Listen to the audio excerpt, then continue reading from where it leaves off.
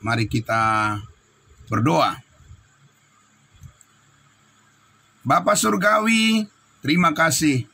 Kami sangat bersyukur ya Tuhan. Hari-hari yang kami jalani dalam penyertaan kasih Kristus Yesus Tuhan kami.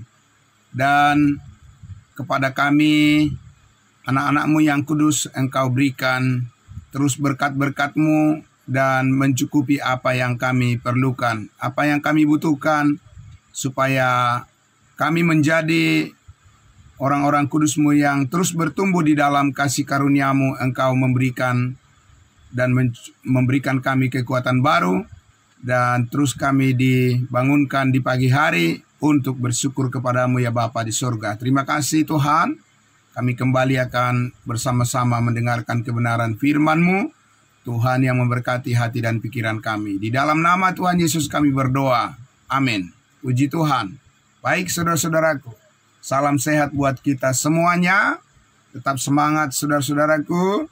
Dan kita percaya bahwa setiap hari Tuhan akan memberikan kepada kita pengertian-pengertian yang baru berdasarkan firman kasih karunia-Nya.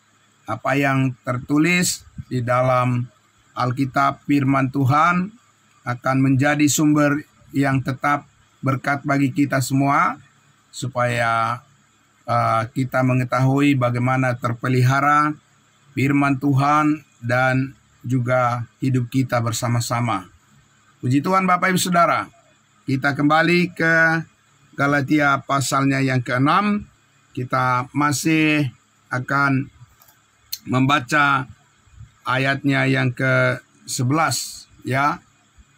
Bagaimana cara Tuhan memelihara firman-Nya, dan bagaimana supaya hidup kita terhindar dari pengajaran yang sesat, tetapi kita akan tetap diberikan pengertian yang lestari ya, pengertian yang tetap didasarkan pada setiap firman kasih karunia-Nya. Nah, mari Bapak Ibu Saudara, kita membuka sekali lagi Galatia pasalnya yang ke-6, ayatnya yang ke-11.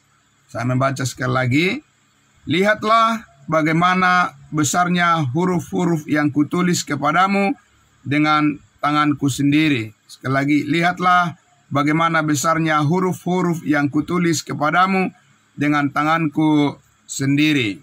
Bapak Ibu Saudaraku yang dikasihi Tuhan Yesus, kemarin kita sudah mendengarkan bersama bahwa karena Rasul Paulus ini menerima langsung firman Tuhan ya, dari Tuhan Yesus yang sudah dipermuliakan di sorga. Tidak ada rasul yang lain ya, tidak ada nabi-nabi yang seperti Rasul Paulus menerima firman dari Tuhan yang sudah bangkit. Bapak Ibu Saudara ya, itu sangat luar biasa ya, dan karena itulah maka kita senang sekali dan bersyukur ada patokan kita untuk menilai segala sesuatu. Itu bukan dari perkataan-perkataan manusia, bukan dari pendapat-pendapat manusia, betapapun itu sangat bagus ya, diukir dengan kata-kata yang atau dengan puisi yang sangat indah. Bapak Ibu Saudara, tidak ada sebanding itu dengan apa yang dituliskan oleh Rasul Paulus di dalam surat-suratnya. Amin. Dan Bapak Ibu Saudaraku yang dikasihi Tuhan Yesus, oleh karena tidak mudah ya, tidak semudah yang dibayangkan orang untuk memahami surat-surat Rasul Paulus, maka banyak yang sesuka hati ya mengambil ayat firman Tuhan dari surat Rasul Paulus, kemudian mereka menjabarkan tapi nggak sesuai dengan apa yang dimaksudkan oleh firman Tuhan tersebut ya. Jadi di zaman sekarang ini Bapak Ibu Saudara, kepintaran manusia untuk mengolah kata ya, kecerdasan manusia untuk mengurai perkataan ya sangat masuk akal Bapak Ibu Saudara. Ya, karena begitu banyak ilmu, pengetahuan, begitu banyak cara untuk bisa saat ini menjadi pintar mengurai kata-kata, ya Bapak Ibu Saudara. Tetapi saudaraku yang dikasihi Tuhan Yesus, bukannya tidak bagus perkataan yang disampaikan oleh orang-orang, tetapi Bapak Ibu Saudara, masalahnya adalah tidak sesuai dengan apa yang dikatakan oleh firman Tuhan itu sendiri. Jadi saudara, dengan membaca atas nama Alkitab, ayat-ayat Alkitab, itu tidak berarti bahwa sudah sesuai dengan maksud Tuhan Bapak Ibu Saudara. Ya, ini yang sangat luar biasa ya. Jadi apakah setiap minggu ya dari mimbar-mimbar gereja disampaikan firman Tuhan? Belum tentu. Apakah itu adalah khotbah-khotbah? Ya, khotbah-khotbah tidak berarti itu adalah firman Tuhan Bapak Ibu Saudara. Karena khotbah itu bisa dilakukan oleh siapa saja, ya, dengan cara yang bagaimana, dan dengan segala sesuatu kepintaran dan kepandaian untuk menggunakan kata-kata, mengatur segala sesuatu untuk meyakinkan orang lain, itu tidak berarti sudah sesuai dengan firman Tuhan. Nah, disinilah saudara-saudara dan saya belajar untuk membedakan, amin, membedakan firman yang dibagi dengan tepat. Kalau tidak sejalan dengan apa yang dikatakan oleh Rasul Paulus di dalam 2 Timotius pasal 2 ayatnya yang ke-7, kemarin kita sudah dengarkan bersama. Paulus katakan apa? Ya, karena itu perhatikanlah apa yang kusampaikan, maka Tuhan akan memberikan kepadamu Tuhan akan memberikan kepadamu pengertian di dalam segala hal.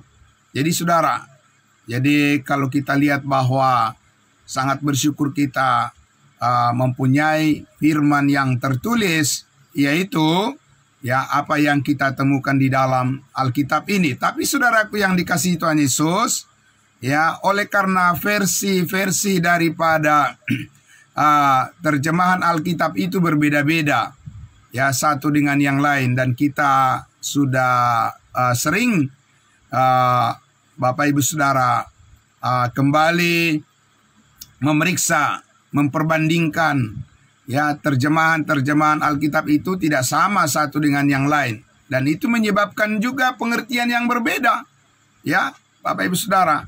Ya, karena apa? Karena saudara, Alkitab itu yang ada di tangan kita, ya, saudaraku yang dikasihi Tuhan Yesus, itu diterjemahkan oleh para penerjemah Alkitab, ya, tentunya tidak selalu sama sumbernya, ya, manuskrip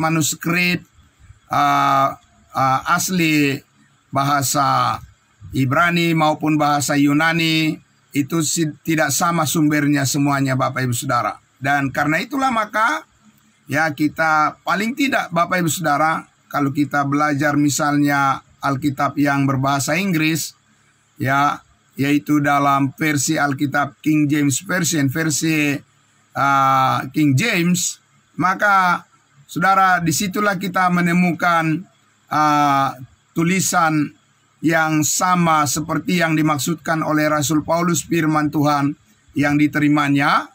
Ya, contohnya nih Bapak Ibu Saudara, contohnya ya, di dalam 2 Timotius 2 ayat 15 itu, ya, kalau di dalam Alkitab yang berbahasa Indonesia itu dikatakan, coba saya baca dulu Bapak Ibu Saudara, di dalam 2 Timotius pasal 2, kita lihat contohnya ya, saudaraku. 2 Timotius pasal 2 ayatnya yang ke-15. Usahakanlah supaya engkau layak di hadapan Allah. Ya, usahakanlah supaya engkau layak di hadapan Allah. Sepertinya tidak ada kan yang salah dengan kata-kata ini Bapak Ibu Saudara. Ya, itu kan bagus kan? Ya, Usahakanlah supaya engkau layak di hadapan Allah sebagai seorang pekerja yang tidak usah malu. Ya kan bagus kan Bapak Ibu Saudara? Tidak ada yang salah di situ. Tapi saudaraku yang dikasihi Tuhan Yesus, kalau kita lihat bandingkan di dalam Alkitab yang berbahasa Inggris, itu dikatakan study. Ya tadi study to show. Ya belajarlah untuk menunjukkan dirimu berlayak di hadapan Allah. Jadi ada belajar di situ. Nah, usahakanlah dengan kata belajar itu jauh berbeda Bapak Ibu Saudara, ya. Nah, kalau usahakan ya orang bisa saja mengusahakan dengan kerja keras, tapi ya di sini dikatakan harus dengan cara belajar. Ya, belajar itu ada caranya. Semua orang belajar Bapak Ibu Saudara. Ya, sekarang ini tidak ada lagi orang yang tidak pintar. Semua sudah pintar sekarang ini. Dengan mudah orang akan menjadi sangat pintar Bapak Ibu Saudara. Jadi kita jangan ketinggalan. Amin. Ya, tidak ada alasan orang percaya sekarang ini tidak menjadi pintar. Karena apa? Ya semua sudah tersedia Bapak Ibu Saudara. Mau menanyakan apa saja, ya saudara tanyakan saja ke Mbah Google, ya, atau tanyakan kepada Tante Meta, begitu ya kata orang, memplesetkan supaya lebih mudah mengingatnya. Ya, Google dan Meta. Ya, belum lagi AI, Bapak Ibu Saudara, kecerdasan buatan, ya, yang bisa menampilkan berbagai hal yang bisa menipu pandangan manusia, menipu mata manusia, ya, dengan kecerdasan buatan, kepintaran manusia, Bapak Ibu Saudara. Semua orang sekarang ini bisa belajar, saudara-saudara. Ya, jadi tidak saudara dan saya hanya meningkatkan kerajinan kita saja, Bapak Ibu Saudara. Kita lebih rajin, ya, saudaraku, kita lebih fokus, ya, ke arah pembelajaran kita, menggunakan waktu kita untuk belajar. Percayalah Bapak Ibu Saudara, ya, apa yang dikatakan oleh Rasul Paulus, belajarlah memperhadapkan dirimu berkenan kepada Allah. Nah, di sini dikatakan sebagai seorang pekerja yang tidak usah malu, ya. Tidak usah malu apa? Dikatakan di dalam Alkitab yang kita teruskan dalam terjemahan ya, Alkitab yang berbahasa Indonesia, yaitu dikatakan yang berterus terang memberitakan perkataan kebenaran itu. Tidak ada yang salah di situ Bapak Ibu Saudara, ya. Berterus terang memberitakan perkataan kebenaran itu. Tapi kalau kita lihat di dalam Alkitab berbahasa Inggris dikatakan, ya, rightly dividing the word of truth, ya, membagi firman kebenaran itu dengan tepat. Jadi kita harus memilah-milah Bapak Ibu Saudara, yang mana perkataan Tuhan kepada bangsa Israel, yang mana perkataan Tuhan kepada kita sebagai tubuh Kristus, ya. Bapak Ibu Saudara, itu harus bisa kita pilah-pilah. Karena apa? Karena Alkitab itu bukan kamus. Kalau kamus Bapak Ibu Saudara, kita misalnya membuka satu kata di dalam kamus, langsung di situ ada artinya semuanya. Ya, gereja misalnya di dalam kamus dibaca gereja, gereja adalah ini. Tapi Bapak Ibu Saudara, Alkitab itu bukan kamus. Alkitab itu adalah ya firman Tuhan yang harus kita pelajari, di mana satu kata itu bisa mempunyai pengertian yang berbeda-beda. Amin.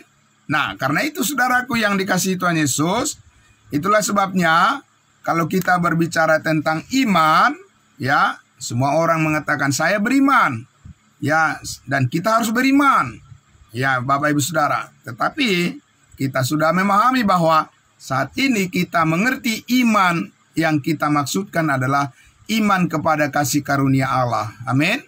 Iman kepada ya kebaikan Tuhan yang sempurna. Dan Rasul Pauluslah yang mengungkapkan itu Bapak Ibu Saudaraku. Amin. Rasul Pauluslah yang menerima pertama kali pengertian tentang iman yang benar. Amin saudaraku. Ya. Oh, jadi kalau begitu Rasul Petrus tidak menerima pengertian iman yang benar. menerima juga, tapi menerima pengertian yang benar tentang iman terkait dengan kerajaan Allah bagi bangsa Israel, kerajaan di bumi. Ya, Bapak Ibu Saudara. Tapi kita menerima tentang iman, mengenai iman yaitu ketaatan Kristus. Amin.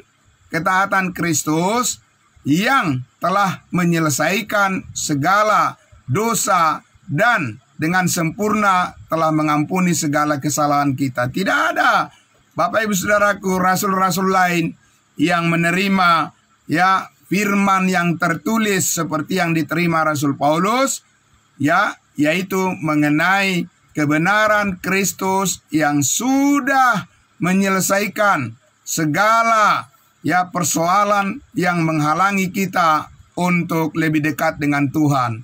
Karena itulah saudaraku, ya, kita lihat di dalam, coba kita lihat, mari saudaraku, ya, kita akan membaca di dalam 1 Timotius pasal 1, ya.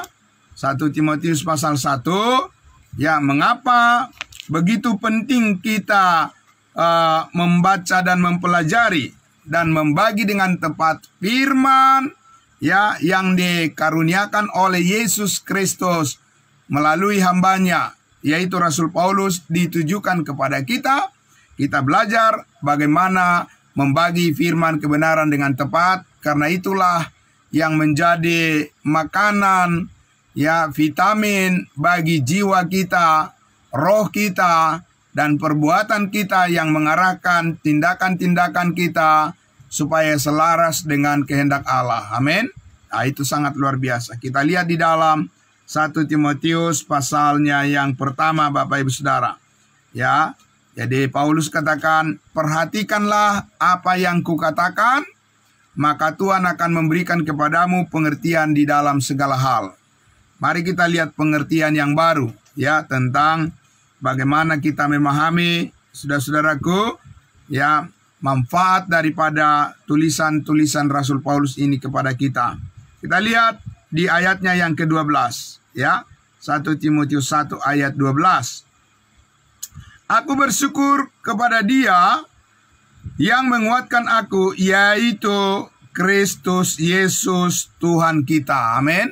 Jadi Bapak Ibu Saudaraku, kalau kita membaca surat-surat Rasul Paulus, disitulah Tuhan menguatkan kita. Amin. Saya ulang sekali lagi, Bapak Ibu Saudara, kalau kita ya tekun, kita rajin membaca surat-surat yang ditulis oleh Rasul Paulus dari Roma sampai Filemon, Paulus mengatakan di sini, maka Tuhan Yesus akan menguatkan kita. Amin. Ya, saudaraku, itu yang sangat luar biasa. Ya, karena Yesus menganggap aku setia. Amin, saudaraku. Bagaimana kita bisa katakan Rasul Paulus setia? Karena sebelumnya dia adalah seorang pembunuh. Dia adalah seorang yang menghujat kepada Tuhan. Dia adalah orang yang memberontak kepada Tuhan. Bagaimana dia bisa dikatakan setia, Bapak Ibu Saudara? Kesetiaannya di mana? Dia bukan setia, tapi dia adalah orang yang sangat ganas, orang yang sangat mengerikan di dalam perbuatan-perbuatannya kepada orang-orang yang menjadi pengikut Kristus pada waktu itu. Dia bukan orang yang setia. Tapi setelah dia menerima kasih karunia Tuhan, dia katakan apa? Karena Yesus menganggap dia menjadi orang yang setia. Perubahan yang sangat luar biasa, Bapak Ibu Saudara, di mana sebelumnya Rasul Paulus adalah seorang pemberontak kepada Tuhan, tetapi setelah dia menerima kasih karunia Allah, Allah langsung menilai dan menerima dia dan mengatakan bahwa dia adalah orang yang setia, Bapak Ibu Saudara. Karena kesetiaan daripada Rasul Paulus bukan lagi berdasarkan pada dirinya sendiri, tapi kesetiaannya adalah kesetiaan kepada iman, di mana Kristus Yesus telah mengampuni segala dosa dan kesalahannya. Nah, Bapak Ibu Saudaraku, karena itu dikatakan di situ, dan mempercayakan pelayanan ini kepadaku. Saudara yang dikasihi Tuhan Yesus, saudara dan saya harus bangga di dalam Tuhan kalau kepada kita dipercayakan sebuah pelayanan. Amin. Karena Bapak Ibu Saudaraku yang dikasihi Tuhan Yesus, ya, di dunia ini tentunya banyak tugas dan tanggung jawab yang dipercayakan ya kepada seseorang, dan orang-orang yang dipercayai oleh ya pemimpin-pemimpin yang berotoritas, Bapak Ibu Saudara, tentunya pasti dia menjadi bangga orang yang dipercaya. Nah, saudaraku yang dikasihi Tuhan Yesus, di sini kita menjadi orang yang dipercaya bukan karena kita sudah hebat, ya. Kalau kita menjadi orang yang diberikan suatu penghargaan tanggung jawab, itu tidak berarti bahwa kita sudah memiliki satu keahlian yang sangat luar biasa. Tidak demikian Bapak Ibu Saudara. Kita dipercaya oleh Tuhan karena kita mempercayai apa yang dilakukan Tuhan bagi kita, maka saudara kita mau setia kepadanya. Amin. Ya, jadi di sini kita belajar terus seperti pengalaman Rasul Paulus, Bapak Ibu Saudara. Nah, saudaraku yang dikasihi Tuhan Yesus, ayat 13. Aku yang tadinya seorang penghujat. Nah, itu tadi saya sampaikan sebelum dia diselamatkan tentunya, dan seorang penganiaya. Ah, itu saudara. Dan seorang ganas. Saudaraku yang dikasihi Tuhan Yesus, bagaimana orang yang penganiaya, seorang yang ganas, yang seorang yang dikatakan penghujat bisa dikatakan setia. Nah, itulah luar biasanya Tuhan itu, Bapak Ibu Saudara. Dapat mengubahkan hidup orang ya dari keadaan yang buruk dan menjadi baik di mata Tuhan. Amin. Menjadi sangat layak di mata Tuhan. Nah, karena semuanya dikatakan, tetapi aku telah dikasihaninya, karena semuanya itu telah kulakukan tanpa pengetahuan, yaitu di luar iman. Amin. Iman yang bagaimana, Bapak Ibu Saudara? Iman di sini adalah berkaitan dengan ya ketaatan daripada Yesus Kristus yang melakukan seluruh kehendak Allah dan menyatakan di atas kayu salib sudah selesai. Iman kepada kebenaran itu adalah merupakan ketaatan yang diperhitungkan oleh Allah di dalam diri setiap orang yang percaya. Jadi saudaraku yang dikasihi Tuhan Yesus, itulah yang kita pandang setiap hari. Amin. Bukan ketaatan diri kita yang kita pandang. Kalau kita memandang ketaatan diri kita, saudaraku, itu tidak sempurna. Ya, kita akan mengalami kelemahan dan kita akan melihat bahwa diri kita, saudaraku, mengalami penurunan. Ya, penurunan fungsi-fungsi kita secara fisik, Bapak Ibu Saudara. Ya, kita akan mengalami kelemahan-kelemahan kita secara fisik, secara jasmani. Ya, setiap hari, Bapak Ibu Saudara. Karena itu kita tidak bisa dan tidak boleh bergantung pada apa yang kelihatan. Kita harus bergantung kepada apa yang tidak kelihatan. Itulah sebabnya mengapa kita harus belajar dari firman Tuhan yang tertulis. Karena itulah yang membangkitkan roh kita, membangkitkan jiwa kita, membangkitkan semangat kita untuk tetap percaya bahwa Tuhan akan meneruskan segala kebaikannya kepada kita semua orang-orang kudusnya Tuhan. Nah, jadi saudaraku, ya, di ayat 14 ini malah kasih karunia Tuhan kita itu telah dikaruniakan dengan limpahnya kepadaku dengan iman dan kasih dalam Kristus Yesus. Diulang-ulang terus Bapak Ibu Saudara.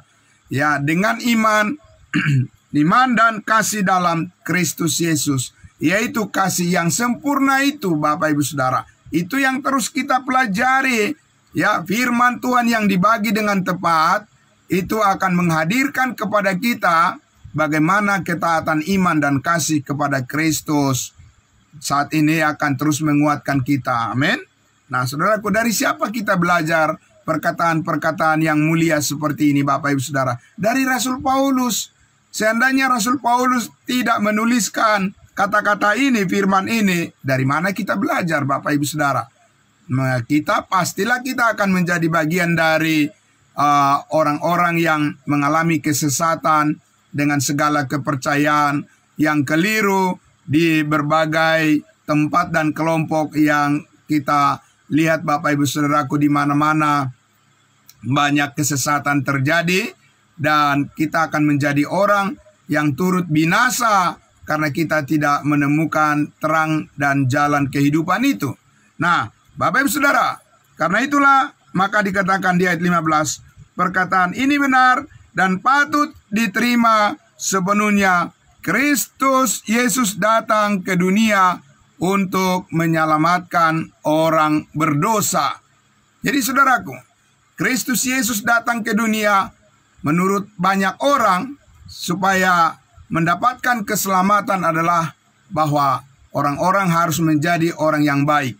Ya, pengharapan banyak orang yang beragama di dunia ini, kalau mereka berbuat baik, mereka akan menerima keselamatan. Tapi Bapak Ibu Saudara, Paulus mengatakan apa? Kenyataannya adalah Kristus Yesus datang ke dunia ini bukan menyelamatkan orang baik. Kalau Kristus Yesus menyelamatkan orang baik, bagaimana bisa Paulus diselamatkan? Dia adalah orang jahat. Saudara, kalau Yesus Kristus menyelamatkan orang yang baik, orang yang bermoral, orang yang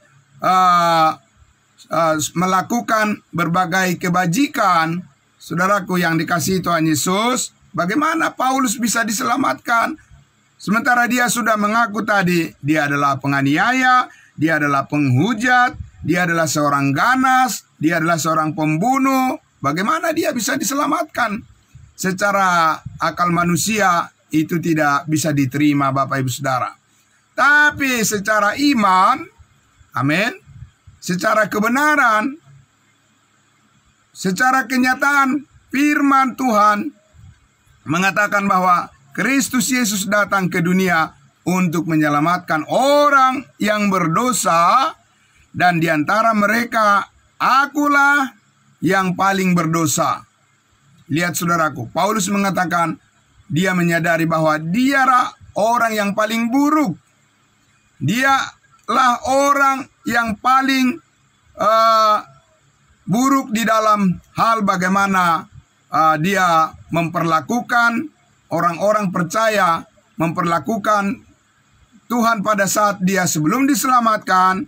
Dia adalah orang yang sangat jahat. Dan saudaraku, di dalam kenyataan ini, saudaraku, kita lihat di ayat 16 dikatakan, tetapi justru karena itu aku dikasihani, agar di dalam diriku ini sebagai orang yang paling berdosa, diulang lagi, saudaraku, orang yang paling berdosa, Yesus Kristus menunjukkan seluruh kesabarannya. Ya, saudaraku, dengan demikian aku menjadi contoh bagi mereka yang kemudian percaya kepadanya dan mendapatkan hidup yang kekal. Amin. Saudaraku, ada satu hal yang sangat unik di sini, saudara. Kalau kita lihat Bapak Ibu Saudara, orang-orang Israel atau 12 murid Yesus, ya, saudaraku, tidak ada pengalaman hidupnya seperti Rasul Paulus, saudara, di mana mereka adalah orang-orang yang jahat sebelumnya. Ya, murid-murid Yesus Bapak Ibu Saudaraku, ya, itu adalah orang-orang yang diselamatkan di dalam keadaan di mana mereka adalah orang-orang yang baik-baik saja. Saudaraku, tidak ada keganasan, tidak ada kejahatan, dan tidak ada ya keadaan di mana ya orang yang dikuasai oleh dosa sedemikian rupa dalam perbuatannya, dari yang kita lihat dari pengalaman daripada murid-murid Yesus, 12 murid Yesus Bapak Ibu Saudara. Ya, tetapi saudaraku, mereka diselamatkan dalam keadaan yang biasa-biasa saja. Tapi kalau kita lihat kepada Rasul Paulus Bapak Ibu Saudara, Tuhan menyelamatkan dia di dalam keadaan di mana dia sangat jahat. Tuhan menyelamatkan dia di dalam keadaan di mana dia memberontak kepada Tuhan. Saudaraku, kenapa Tuhan menyelamatkan orang yang jahat seperti itu? Karena Paulus katakan tadi, supaya nyata di dalam dirikulah buktinya panjang sabarnya Tuhan dinyatakan, supaya dialah yang pertama kali dikatakan menerima keselamatan hidup yang kekal berdasarkan kasih karunia Tuhan, kemurahan hati Tuhan, yang berbanding terbalik dengan pikiran manusia. Kalau manusia berpikir karena kebaikannya dia diselamatkan, tapi kenyataannya Tuhan menyelamatkan Rasul Paulus, ya, Bapak Ibu Saudaraku, di dalam keadaan di mana dia adalah orang yang sangat tidak layak dipandang secara manusia.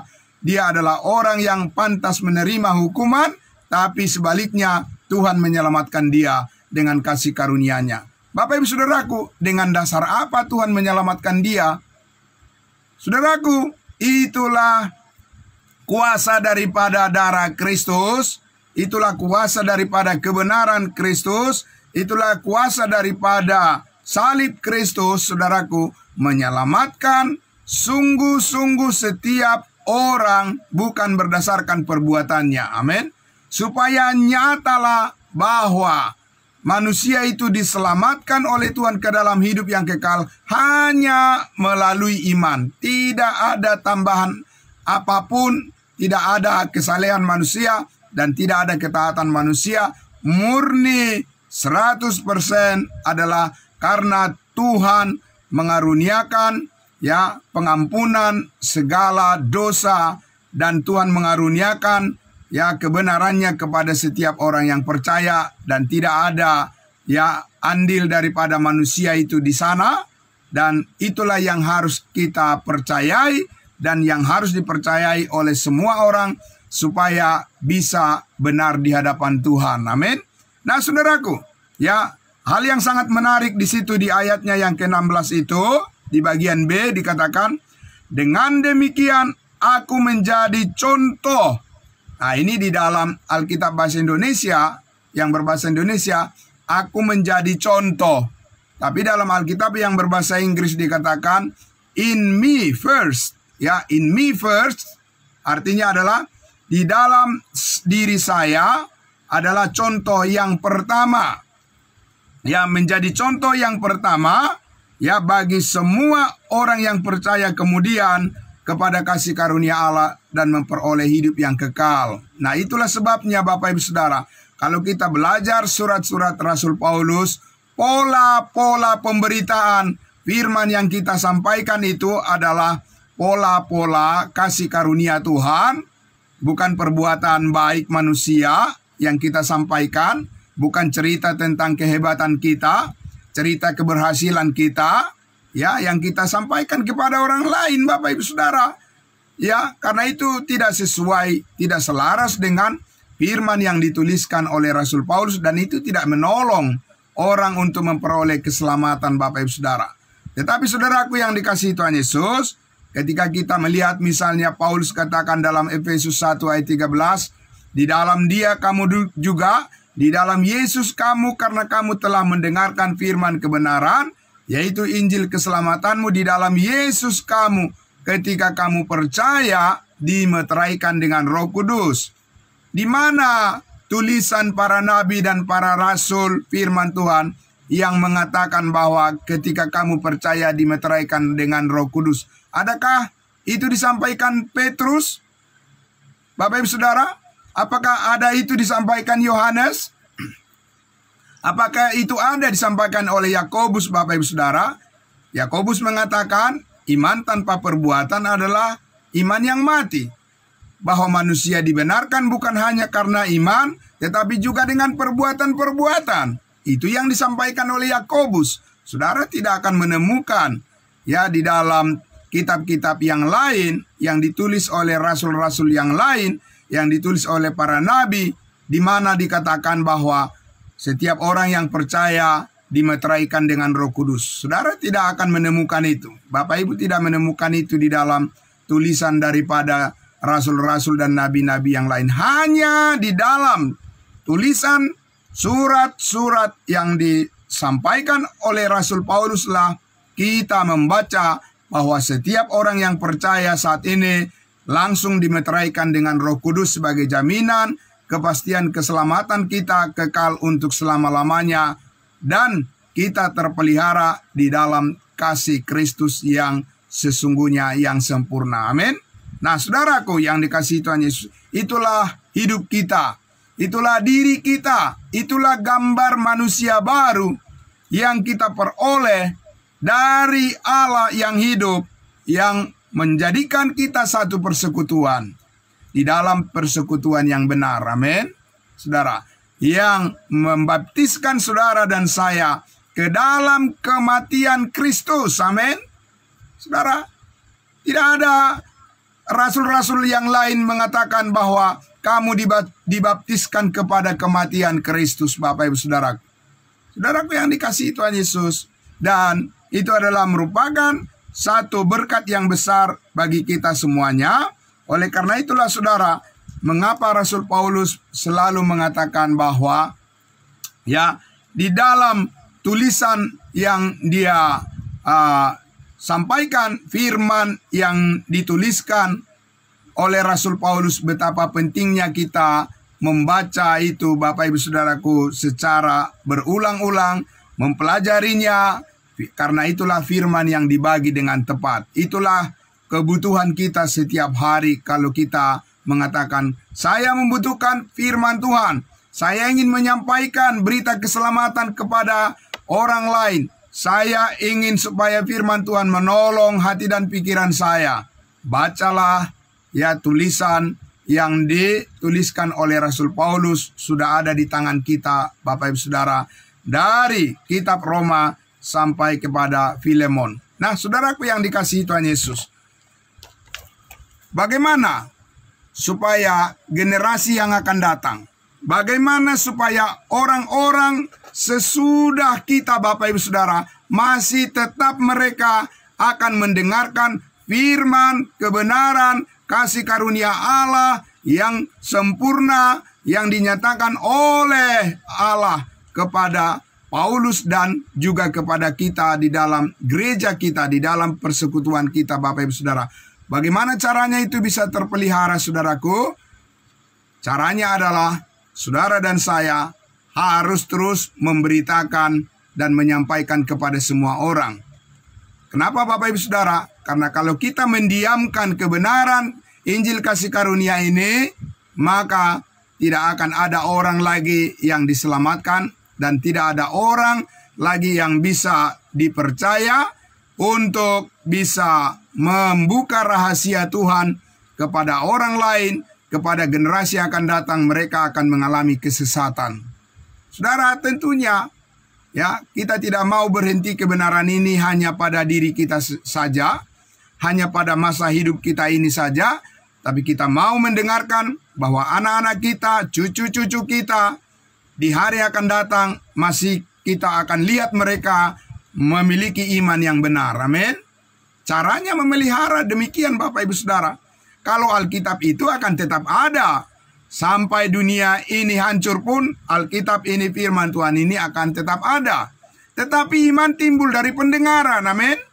Saudaraku, Alkitab itu tidak berbicara sendiri.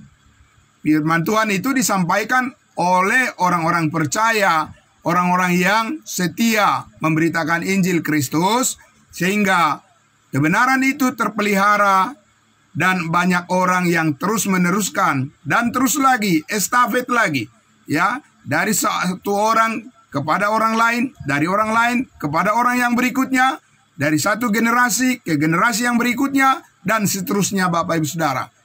Itulah maka pentingnya firman Tuhan yang tertulis, karena ada patokan buat kita. Kita tidak mengarang sendiri, dan kita selalu meminta semua apapun yang dikatakan oleh orang lain harus diuji dengan firman Tuhan.